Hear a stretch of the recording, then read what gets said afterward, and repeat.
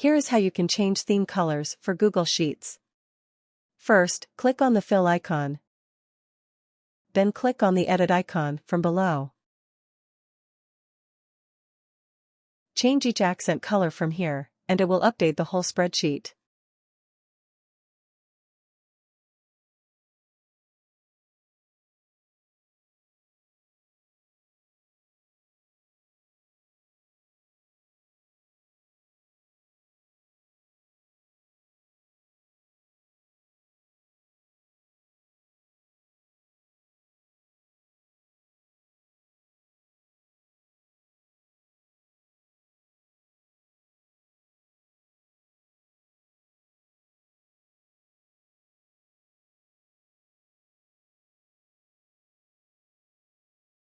If you want to generate 6 shades of your favorite color, go to shadegenerator.com. Write your favorite color name, or add the hex code and press go.